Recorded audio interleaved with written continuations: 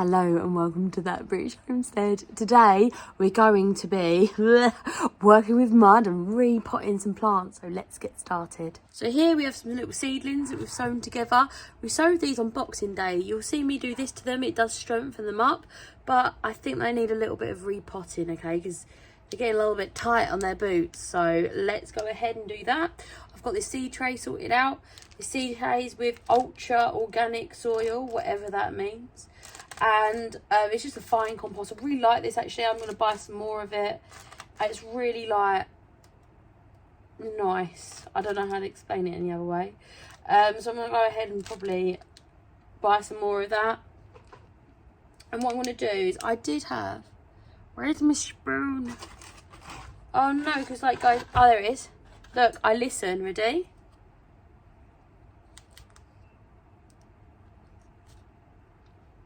You see that? That's me actively listening.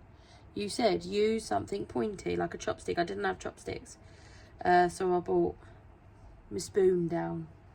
Loads of teaspoons. I love tea. So I'm going to go ahead and transfer these now. Like I said, I actually grew these on Boxing Day. Lovely roots on them. And I'm gonna throw them across the room. This is the first time I'm growing them from seed. So I don't know if you're meant to transfer them. I just think that they are drying out a little bit too quick for me. These are Craig, a giant onion. So they should be quite massive. So hopefully, just hopefully, then they're going to be a decent sized bulb. Oops, I'm making a right pig's ear of this. There you go, our concentration is like a maximum. So hopefully they'll be making really big bulbs. I have read quite a few times that sets make, that came out real easy. Look at that, it's a beautiful root system. So sets make it really difficult for them not to bulk because they think it's the next year. And I've decided this year I'll go for some bulbs. So that's what I'm doing basically, just seeing what happens. I have done sets because it's like a safety net really. I will continue doing shallots from sets because I believe if you only grow them from seed you get one, whereas a set you get like 5, so it's well worth it. Look at these. But the proof is in the pudding, isn't it? If these come up and they're absolutely rubbish, you can all laugh at me and say, this is why we do sets. Must be a reason why they're so popular, mustn't there? I don't know.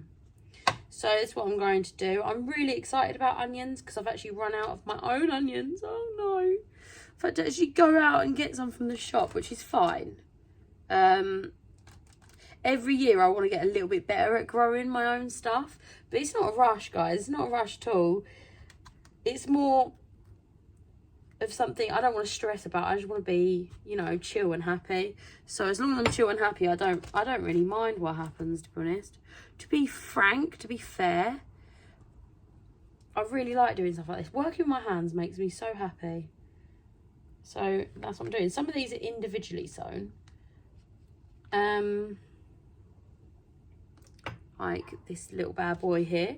And some of them I'm growing in like a little bulb groupette. I don't know if that's a thing that exists in the world, but that's what I'm growing them in. That's a technical term actually, bulb groupette. But I think I did actually go ahead and not grow them as deep as I should have. So this is going to give me an opportunity to make them deeper, which to be honest I rather need. So yeah, I'm quite excited about these. If they work, it'll be great. If they don't work, I've got my backups. I do want about 600 onions this year. I keep saying that. But to be honest, I keep saying, oh, I want 600 onions. But I have not counted how many onions I've actually sown. But there's loads. So I'm hoping that at the end of the year, I'll have a decent amount of onions. And then we'll just basically see how long they last. And then after a year, basically, I'll reassess the situation. For example, I started off growing 6 tomato plants, okay? 6 tomato, actually technically 1, but that's a story for another day. 6 tomato plants were enough for me to eat as many fresh tomatoes as I could even dream about, which is pretty cool. But it wasn't enough quite for me to make all of the tomato sauces that I want, all of the salsas, etc. So as I got into salsa, and I really enjoy salsa, and I eat like maybe a jar every other day in the winter, which is quite a lot. So as I'm kind of getting to that point, I'm actually wanting to grow more tomatoes to like fit the need. But like if you only eat them fresh, then you probably just need 6. But as I eat a lot of stored tomato products, we do grow, I think it was 50 or 60 last year. Basically one side of the allotment is dedicated to only tomatoes, so we grow quite a few of them. And it's one of those things that I saw this thing on, I don't know, I want to say Facebook the other day, and it was like, I'm only going to grow 50 tomatoes. And then underneath it was like, but if God wants me to have 60, who am I to say different? I was like, oh my goodness, yes, that is just like me in a nutshell. So it made me chuckle, because that's what you're like, isn't it? You're like, oh, I'm going to over sow these. And you're like, oh, they all came up. Well, obviously, a divine power needs me to have more. That's just gardeners for you. Gardeners will never ever say, oh, you know what, I think I have enough. They will always try to squish one more in, right, guys? I know I am. I can't be the only one. Here he comes. So yeah, I don't know how many onions I want to have, but basically I'm going to do it in bed. So far I've got, I think it's like 2 beds of onions. Feels like nothing, 2 beds, but they are huge beds of onions at this very moment in time. And if they both work out right, I've got this lot. This is probably going to be another bed of onions when it comes close to the time. So I'm not really that worried, because they have to be about that far apart, a few inches apart, and then that's them for the entire summer, until very late summer, where they start flopping over and dying, and then you say, oh, this means that they're coming out, and then you store them away. Anything that does bolt means to go to seed, right? So things bolt just literally mean they go to seed. That's it. So anything that bolts, you just use straight away. I won't worry about it getting, what's the word? I won't worry about it getting stored, because it just won't store well. And I do always think, why try to make something store when it's just not going to? Just eat that first. You eat onions in the summer. And I use a lot of canning, so I will have tons of uses for onions during the summer. You see, they're not all of them germinated. I'm doing something wrong with my germination. Ta-da! Maybe this is why people do it from... So, yeah, this is what I'm going to do. I'm going to take them back to the allotment tomorrow and just stick them back in the greenhouse, because I don't want them to get used to the lights and then have to be hardened off into the greenhouse. Where I'll be like taking them in and out of the greenhouse all the time when I'm down there, which will be annoying. So what I'm going to do is take them straight back tomorrow, so that I don't have to worry about them.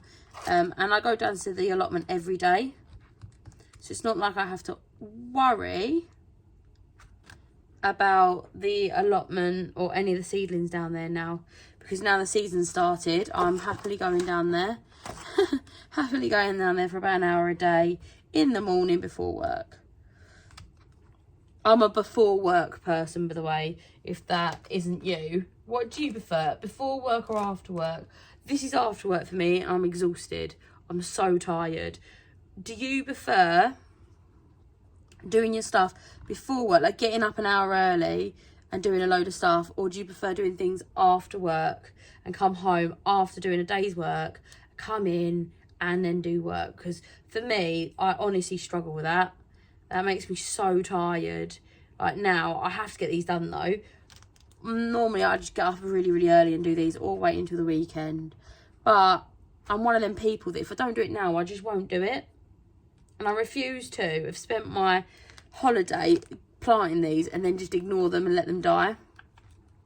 I just refuse. I refuse. Because what's the point if you're not going to have little seedlings out of this? This is just a waste of time, isn't it? So, or a learning experience. I don't mind which either, but I'm going to try my best. Try my best. So if you do have any comments of what I'm doing, please let me know. Because like I said, I've only ever grown these from sets, so I'm quite excited. I did grow a load of tomatoes from seed. That's what I was talking about, wasn't it? Tomatoes. So every year, what I do is basically I assess how many of what I've got and if I have enough. So I definitely didn't grow enough what they called onions this year. And what I grow and how many I grow will be different for you, because you have different people in your family. You might have 2 children, 7 children, or no children. And also you have different people that like different things in your family. For example, you might have someone who absolutely can't stand onions, or someone who can't stand, say, tomatoes. And them sort of people, those sorts, they're not going to want to have a load of fresh produce, tomatoes, etc. down. But I always read in books, it always says, always, what was it? The advice they say, always grow what you eat. And I think that's just such bad advice for me personally, because I never grow stuff that I eat. Like, I think I eat differently because I grow. Does that make sense? As in, I would never, I don't think I would ever buy leeks. That's one thing I wouldn't grow, leeks. But I will happily eat leeks now that I grow them. Like, I don't dislike them, but I do like to have leeks. But they're really expensive, so I wouldn't go out my way and buy them over onions or shallots. I think I would be like, why these are so expensive? I'm not buying these.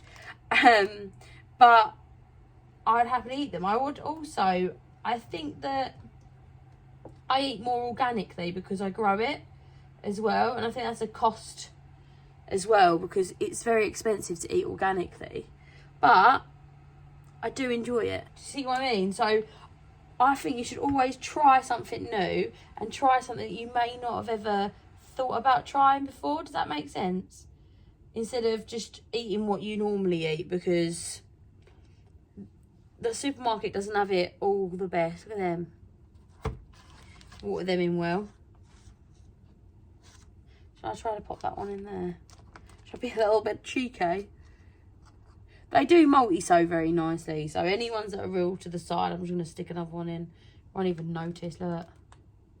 It's only a little one. I will save you. I'm terrible. And then the rest of this, what's it called? Compost. I'm just going to pop it onto the compost heap. So as you can see, not all of them came up. I'm just going to pop this into the compost heap. It's not the best germination, I have to say. I don't know if I've done something wrong, if there's a knack to it, but better than that one. Maybe it's where I've had it, I'm not sure. That's not even the right thing, but yeah, that's what we want to look like, because lots of things I have perfect germination with, but we're not very close friends. So I find after a couple of years, you really get to know your plants, and the more you get to know them, the better your germination rate is. I can't be the only one. And the more you get to know things, the more you know how much and where to grow them, which is great. But it's a learning curve, I find. But not bad at all. I'll put it in a little tray, and what I'm going to do now is water it really well in. This strengthens them, so you should always do this as much as possible. So and it feels so nice. Strengthen them, and then these got little seed caps on, taking them off as well. You can't pull on the little seedlings, it's the only thing you can't do. But this, it's really good for them because it toughens them up. You want little short tough seedlings. So these, I think the ones that did germinate have germinated and look quite strong, as much as weird little onions do. But that's not bad. That's probably going to be our entire bed of onions at the allotment. And I've got another, say, 6 or 7 of these that have all germinated. I think germinating them under grow lights and not in the greenhouse this time of year was really the thing I should have done. But I didn't know that at the time. But I know it for next year. So I think that will really help me with really toughening these up. So I've got one of these spray bottles that look like chemicals. You know, like people put chemicals in them, but it's only got water in, and basically I don't have water down here. So this is the best way I could think to bring water down here that wasn't in a watering can, because watering cans, if I leave it in here, I'm going to knock it over. So this is on its like lowest settings. See, it's only dribbling. And what I do is I use this, and I have got to the point now that I've almost used an entire, it's like 5 or 7 litres every time I water down here, because there's so many plants. It's amazing, isn't it, how quickly things just go ahead and grow, and how fast.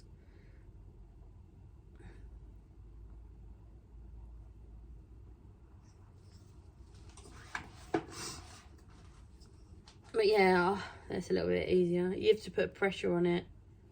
But I really like this little thing. I think it's a genius idea, so that I can just water and not worry about it. I don't give any of my plants nutrients, really. I'll give them a feed if I feel like it when they go in. But that's about it. I'm like low maintenance, so I'll probably get less yield than some people, but I still get absolutely ridiculous tons of it. So I don't really need any more, to be honest, than what I do get. So I know that if you put loads of chemicals on it, then you'll get more of a crop. I don't think necessarily a better of a crop. So look, there you go. That's nicely wet. And then they're going to go in the car for tomorrow. I'm probably going to put quite a few bits down the allotment tomorrow. I'm just trying to work out what, if anything, can survive a cold greenhouse this time of year. Probably sweet peas would be a good shout. So yeah, I've got a few of these trays, but they're so weak that I've left them on. But look at that. I think they look really good. Thank you so much for watching. And if you like content like this, please go ahead and subscribe. And I'll see you next time. Bye bye.